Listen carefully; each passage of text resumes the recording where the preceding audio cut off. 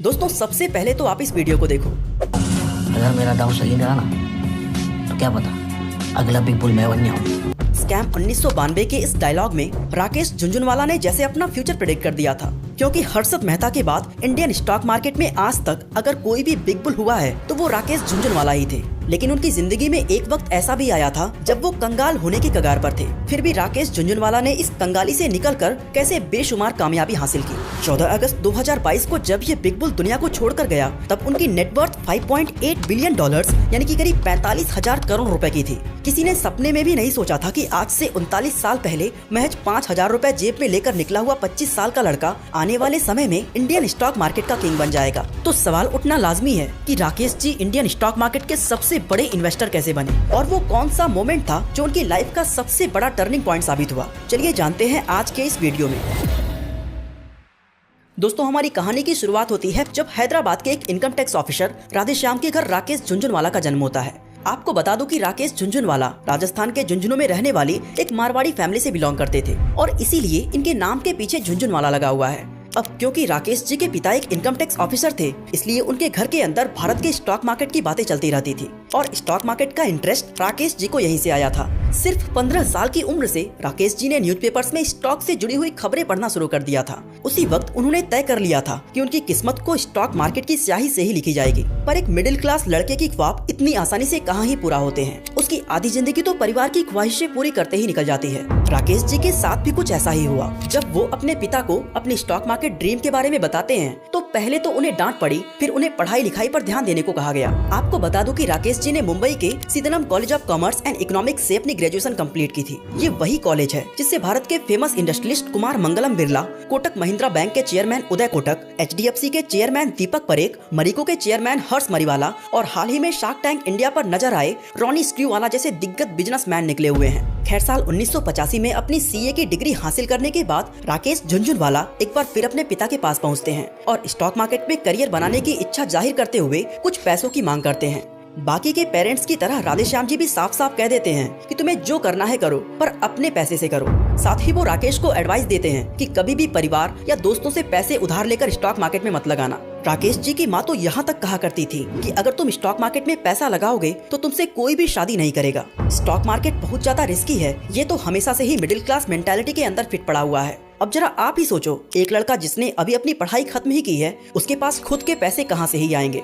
जब राकेश जी ने अपनी सेविंग्स टटोली तो उनके पास सिर्फ 5,000 रुपए मिले। पैसे कम जरूर थे, पर राकेश झुनझुनवाला के दिमाग में स्टॉक मार्केट इस तरह बस गया था कि करोड़ों की इमारत को बनाने के लिए वो 5,000 रुपए लेकर ही निकल पड़े। शुरुआत में उन्होंने छोटे छोटे ट्रेड्स लिए जिससे वो अपने स्किल्स को इम्प्रूव करते गए। इसी दौरान एक दिन उनके बड़े भाई जो खुद एक CA थे, वो राकेश के पास एक अमीर लेडी को लेकर आते हैं जो अपने पैसों को स्टॉक मार्केट में इन्वेस्ट करना चाहती थी। आपको बता दूं कि उस वक्त फिक्स्ड डिपॉजिट 12 से 13% का इंटरेस्ट दिया करती थी, लेकिन राकेश जी ने उस लेडी को 18% इंटरेस्ट देने का वादा किया था और ऐसे करके 2.5 लाख रुपए की इन्वेस्टमेंट ले ली।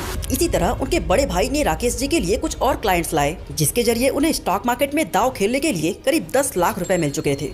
स्टॉक मार्केट में अपनी एंट्री के जस्ट 1 साल बाद यानी 1986 में राकेश जी ने अपना पहला प्रॉफिट कमा लिया था। उन्होंने 43 रुपए पर शेयर की कीमत पर टाटा टी के 5,000 शेयर्स खरीदे जिसकी वैल्यू सिर्फ 3 महीने के अंदर 143 रुपए तक पहुंच जाती है। इस एक ट्रेड से राकेश जी ने पूरे 5 लाख रुपए कमाए, जिससे उनका कॉन्फिडेंस 7वें आसमान पर पहुंच चुका था। इसके बाद तो जैसे उन्होंने रुकने का नाम ही नहीं लिया और 1986 से 1989 के बीच करीब 50 लाख रुपए की कमाई की। और जिस लड़के की जेब में कुछ साल पहले तक सिर्फ 5,000 रुपए हुआ करते थे, उसने 4 लाख रुपए का पहला टैक्स भरा था। पर कौन जानता था कि ये तो राकेश झुनझुनवाला की सक्सेस स्टोरी का ट्रेलर मात्र था, अभी तो पूरी फिल्म ही बची हुई थी। साल 1989 में जब भारत में इंडस्ट्रियलाइजेशन अपने पीक पर था और आयरन ओर की डिमांड काफी बढ़ चुकी थी, तभी आयरन ओर की ग्लोबल मार्केट में रिसेशन आने के कारण भारत की कंपनी सेसागोवा को ह्यूज लॉसेस का सामना करना पड़ रहा था। आपको बता दूं, सेसागोवा को आज हम वेदांता के नाम से जानते हैं, जो भारत की एक जानी मानी माइनिंग कंपनी है। उस समय सेसागोवा की स्टॉक प्राइस 28 रुपए पर शेयर तक गिर चुकी थी और ज्यादातर इन्वेस्टर्स इसको सेल किए जा रहे थे। तभी राकेश जी ने इसे एक ह्यूज अपॉर्चुनिटी की तरह देखा और करीब 1 करोड़ रुपए लगाकर सेसागोवा के 4 लाख शेयर्स को खरीद लिया।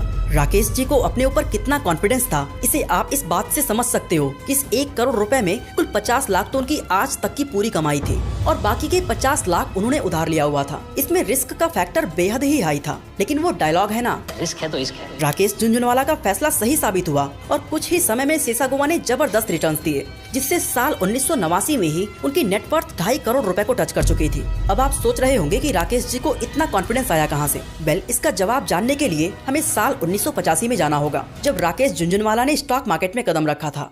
इस दौरान मुंबई की दलाल स्ट्रीट में राकेश की मुलाकात एक ऐसे इंसान से होती है जिसे वो अपनी जिंदगी का सबसे बड़ा इन्फ्लुएंसर मानते थे। मैं बात कर रहा हूँ राधा किशन दमानी जी का, जो आज अपनी सुपरमार्केट चैन डीमार्ट के साथ भारत की रिटेल इंडस्ट्री का किंग बन चुके हैं। राधा किशन दमानी के पिता शिव किशन जी दलाल स्ट्रीट में काम किया करते थे, जबकि राधा किशन दमानी बॉल बीयरिंग का बिजनेस संभालते थे। पर जब उनके पिता की मौत होती है तो वो स्टॉक मार्केट में एंट्री लेने का फैसला करते हैं और ऐसे में दलाल स्ट्रीट में भारत के 2 सबसे महान इन्वेस्टर्स राकेश झुनझुनवाला और राधा किशन दमानी की मुलाकात होती है। इन दोनों की केमिस्ट्री भी काफी जबरदस्त थी, क्योंकि राकेश जी को बोलने का शौक था तो दमानी जी को सुनने का। राकेश जी को स्टॉक मार्केट के दांव पेच सिखाने का क्रेडिट भी राधा किशन दमानी को ही जाता है। साल 1985 से 1989 के बीच इन दोनों ने शेयर मार्केट में ट्रेडिंग करके जबरदस्त पैसे कमाए, जिसके बाद ये दोनों इंडियन स्टॉक मार्केट के ब्लैक कोबरा कहे जाने वाले मनु मनेक को ज्वाइन कर लेते हैं। अब अगर आपने हर्षद मेहता पर बेस्ड स्कैम 1992 को देखी है तो शायद आप इस नाम से परिचित जरूर होंगे। मनु मनेक भारत के स्टॉक मार्केट में बियर कार्टेल का लीडर हुआ करता था। ये इंसान इतना पावरफुल था कि एक समय पूरा स्टॉक मार्केट इसके इशारों पर नाचा करता था।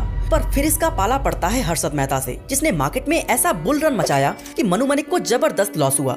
अब अगर आप बुल और बियर मार्केट जैसे शब्दों से कंफ्यूज हो रहे हैं तो सिर्फ इतना समझ लो कि शेयर मार्केट के जरिए 2 तरह से पैसे कमाए जा सकते हैं। कुछ लोग शेयर की कीमत बढ़ने पर पैसे कमाते हैं तो इसे बुल मार्केट कहा जाता है, पर स्टॉक मार्केट में आप शेयर की कीमत कम होने पर भी कमा सकते हो, जिसे शॉर्ट सेलिंग कहा जाता है। और जब शेयर्स की कीमत लगातार नीचे जा रही होती है तो इसे हम बियर मार्केट कहते हैं। अब ये सब मैं आपको इसलिए बता रहा हूँ क्योंकि हमारी आगे की कहानी में इन वर्ड्स का काफी इम्पोर्टेंट रोल होने वाला है। मनु मनेक को ज्वाइन करने के बाद राकेश और राधा किशन जी ने भी शॉर्ट सेलिंग शुरू कर दी, पर हर्षद मेहता ने अपना शातिर दिमाग लगाकर बैंक से इतने पैसे उठा लिए कि मार्केट को नीचे गिरने ही नहीं दिया और तीनों को शॉर्ट सेलिंग में अच्छा खासा लॉस झेलना पड़ा।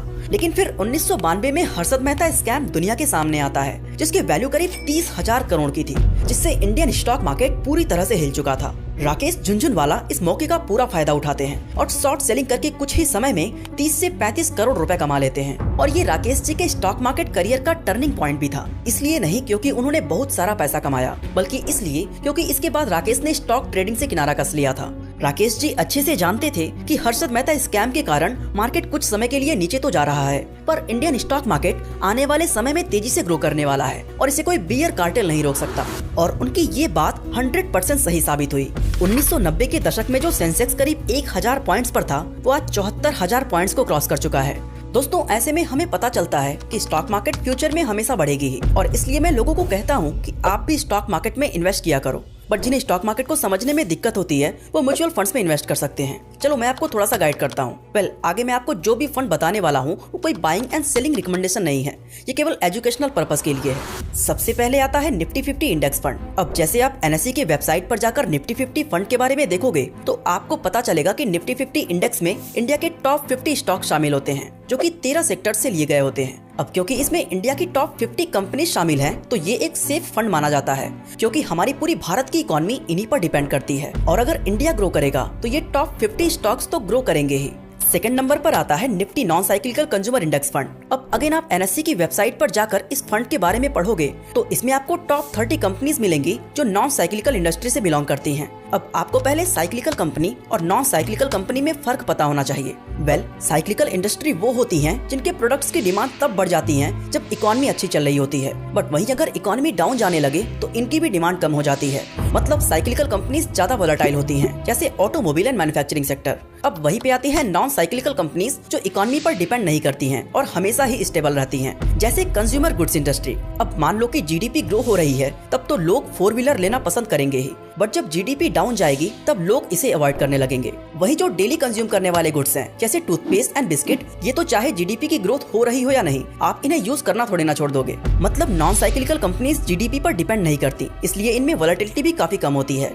नॉन साइक्लिकल इंडस्ट्री में 7 इंडस्ट्रीज शामिल होती हैं, जैसे consumer goods, consumer services, consumer durables, telecom, media entertainment, publication and textile sector. In 7 industry से जो लार्जेस्ट 30 कंपनीज होंगी वो इस इंडेक्स फंड में शामिल हो जाएंगी। वहीं अगर आप इन 7 सेक्टर का ब्रेकअप देखोगे तो इस इंडेक्स में 42% fast moving consumer goods, 20% consumer services, 20% consumer durables and 12% telecommunication का शेयर है। दोस्तों, अगर आप डिफरेंट इंडेक्सेस के रिटर्न्स देखोगे तो Nifty non cyclical consumer index का 15 साल का CAGR 17.66% का है, निफ्टी 50 इंडेक्स का 15.40%, निफ्टी 500 इंडेक्स का 16.41% और निफ्टी टोटल मार्केट इंडेक्स का 15.23%। बट हमें एक चीज पता होना चाहिए कि पास्ट के रिटर्न फ्यूचर के रिटर्न्स की कोई गारंटी नहीं देते हैं। दोस्तों, जब मार्केट में बड़ी गिरावट आती है तो इस चार्ट से आपको पता चलेगा कि केवल 2 बार ही ऐसा हुआ है जब निफ्टी नॉन साइक्लिकल निफ्टी 50 से ज्यादा गिरा हो। एक तो अक्टूबर 2015 से जनवरी 2016 के वक्त और दूसरा जनवरी से अप्रैल 2023 के वक्त। इवन इस इंडेक्स का अगर आप PE देखोगे तो पिछले 10 सालों का एवरेज 101 है, पिछले 5 सालों का एवरेज 140 और अभी करंट PE 59.35 पर है। और इस चार्ट में आप देख सकते हो कि इस इंडेक्स में सबसे ज्यादा वेटेज कौन कौन से स्टॉक्स के हैं। पोटेंशियल ग्रोथ की बात की जाए तो जैसे जैसे हमारे देश के लोगों की इनकम बढ़ेगी तो लोग ज्यादा चीजों को खरीदेंगे और इन सेक्टर्स में ग्रोथ के चांसेस भी ज्यादा होंगे। तो अगर आप एक स्टेबल रिटर्न चाहते हो जिसमें रिस्क भी कम हो तो इस फंड के बारे में सोच सकते हो। अगेन मैं कहना चाहूंगा कि ये कोई बाइंग एंड सेलिंग रिकमेंडेशन नहीं है। मनु मनेक से किनारा करने के बाद साल 1992 में Rakesh ji rare enterprises private limited नाम की एक कंपनी की शुरुआत करते हैं। यहाँ रेयर में RA का मतलब राकेश से है और RE का मतलब रेखा से। रेखा राकेश जी की पत्नी है जिनसे उनकी शादी साल 1987 में हुई थी। वैसे इन दोनों से जुड़ी एक जबरदस्त कहानी है जिसे राकेश झुनझुनवाला ने अपने एक इंटरव्यू में शेयर किया था। रेखा जी एक अमीर फैमिली से बिलोंग करती थी। उनके घर में AC और कार जैसी सारी सुख सुविधाएं मौजूद थी, पर राकेश जी के घर कोई AC नहीं था जिसकी मांग उनकी पत्नी अक्सर किया करती थी।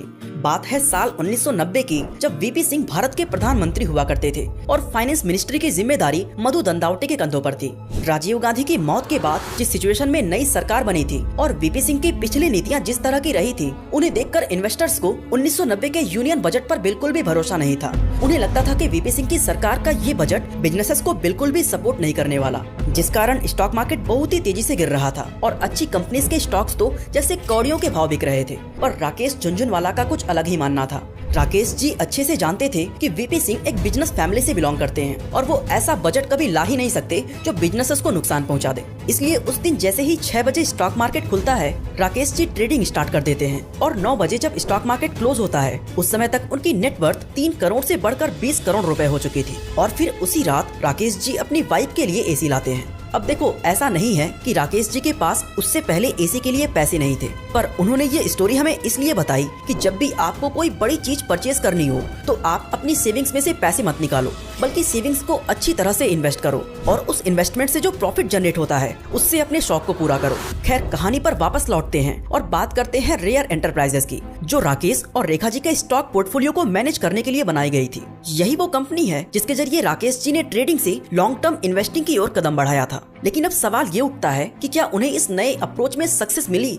इसका जवाब जानने के लिए वीडियो को फास्ट फॉरवर्ड करते हुए साल 2003 में आते हैं, जब राकेश जी 40 रुपए की कीमत पर टाइटन के 4 करोड़ से भी ज्यादा शेयर्स को खरीद लेते हैं। कुछ ही दिनों में टाइटन का एक शेयर 80 रुपए को पार कर जाता है और राकेश जी को जबरदस्त प्रॉफिट होता है। पर वो अपने शेयर्स को अभी भी नहीं बेचते, क्योंकि उन्हें विश्वास था कि टाइटन की गाड़ी अभी भी रुकने वाली नहीं है। लेकिन किसको पता था कि किस्मत का पहिया अब उल्टी करवट लेने वाला है। टाइटन का शेयर प्राइस गिरकर 80 से 30 रुपए पर पहुंच जाता है, जिससे राकेश झुनझुनवाला को करोड़ों रुपए का लॉस होता है। मगर फिर भी वो अपने कदम को पीछे नहीं खींचते। वो कहते हैं ना कि when it is raining, the best thing you can do is to let it rain। आसान शब्दों में कहूँ तो जब आपके दिन खराब चल रहे हो तो हाथ पैर मारने की बजाय बुरे दिनों के गुजरने का इंतजार करो। राकेश जी ने ठीक ऐसा ही किया और कुछ ही दिनों बाद उनके शेयर्स वापस प्रॉफिट में आ गए। उन्हें अपने फंडामेंटल एनालिसिस, टाइटन के स्ट्रॉन्ग बिजनेस मॉडल और मैनेजमेंट पर पूरा विश्वास था। आपको जानकर हैरानी होगी कि राकेश जी ने अपनी लाइफ टाइम में कभी भी टाइटन के शेयर्स बेचे ही नहीं और आज भी उनकी फैमिली टाइटन के 5.1% शेयर्स की मालिक है। जिस टाइटन के एक शेयर को उन्होंने 40 रुपए में खरीदा था, वो मल्टी बैगर साबित हुआ और आज इस कंपनी के एक शेयर की प्राइस 3600 रुपए से भी ज्यादा है। इसके बाद उन्होंने ल्यूपिन, क्रिशिल, प्राज इंडस्ट्रीज और स्टार हेल्थ जैसी कंपनीज में भी इन्वेस्टमेंट की और कई गुना रिटर्न्स कमाया। स्टॉक मार्केट की इसी सक्सेस के कारण लोग उन्हें बिग बुल भी बुलाया करते थे। साथ ही इन्हें भारत का वॉरेन बफेट भी कहा जाता है, क्योंकि इन दोनों के ही सक्सेस के पीछे वैल्यू इन्वेस्टिंग का बहुत बड़ा हाथ था। आप टाइटन के एग्जाम्पल से ही समझ सकते हो। राकेश झुनझुनवाला को अच्छे से पता था कि टाइटन के फंडामेंटल्स बेहद ही स्ट्रॉन्ग हैं, जिसके शेयर प्राइस उसके एक्चुअल वैल्यू से काफी कम थी एंड इसीलिए उन्होंने मौका देखकर टाइटन के शेयर्स को होल्ड करके बैठ गए। हालांकि दोस्तों, उन्होंने अपने करियर में कई बड़ी गलतियां भी की हैं, जिसमें से उनकी सबसे बड़ी miscalculation Dewan housing and finance limited यानी कि DHFL को कहा जाता है। साल 2013 में उन्होंने इस कंपनी में 34 करोड़ रुपए इन्वेस्ट किए थे और साल 2019 में DHFL ने कई लोन डिफॉल्ट्स किए और इनका शेयर प्राइस 97% से गिर गया। DHFL में इन्वेस्ट करने के ठीक एक साल पहले राकेश जी ने एक और real estate firm DB realty में भी इन्वेस्ट किया था, जो कि कोविड पैंडेमिक को नहीं झेल सकी, जिससे उसके इन्वेस्टर्स को जबरदस्त लॉस हुआ। बॉलीवुड के दबंग कहे जाने वाले सलमान खान के क्लोथिंग ब्रांड बीइंग ह्यूमन के चर्चे तो आपने सुन रखे होंगे। राकेश जी ने भी सलमान भाई की कंपनी के 12.7% स्टेक्स को खरीद लिया था, जब इसके एक शेयर की प्राइस 247 रुपए की थी। पर 2021 तक आते आते बीइंग ह्यूमन ब्रांड की कंपनी मंडाना रिटेल का शेयर प्राइस 16 रुपए पर पहुंच जाता है और ना चाहते हुए भी राकेश जी को लॉस के साथ एग्जिट लेनी पड़ती है। दिसंबर 2021 में राकेश जी ने अकाशा एयर नाम से एक लो कॉस्ट एयरलाइन सर्विस की भी शुरुआत की थी, जिसने अपनी पहली कमर्शियल उड़ान राकेश जी की मौत के ठीक एक हफ्ते पहले 7 अगस्त 2022 को भरी थी। इंडियन एयरलाइन सेक्टर्स में तेजी को देखते हुए राकेश जी एक बड़ा दांव खेलने की तैयारी में थे, मगर कौन जानता था कि भारत के सबसे महान इन्वेस्टर्स में शुमार ये शख्सियत हमें बीच रास्ते में ही छोड़कर चली जाएगी। 14 अगस्त 2022 को सुबह 6:30 पर किडनी रिलेटेड प्रॉब्लम और मल्टीपल ऑर्गन फेलियर्स की वजह से राकेश जी ने इस दुनिया को अलविदा कह दिया। 5,000 रुपए जेब में लेकर स्टॉक मार्केट में कदम रखने वाले राकेश झुनझुनवाला जब दुनिया को छोड़कर गए, तब उनकी नेटवर्थ 5.8 बिलियन डॉलर्स की थी और वो भारत के 36वें सबसे अमीर इंसान बन चुके थे। दोस्तों, ये तो हुई भारत के वॉरेन बफेट कहे जाने वाले राकेश झुनझुनवाला की कहानी। पर क्या आपने कभी वॉरेन बफेट की असली सच्चाई जानी है? 11 साल की उम्र से इन्वेस्टमेंट शुरू करने वाला ये इंसान आज 100 बिलियन डॉलर्स की संपत्ति पर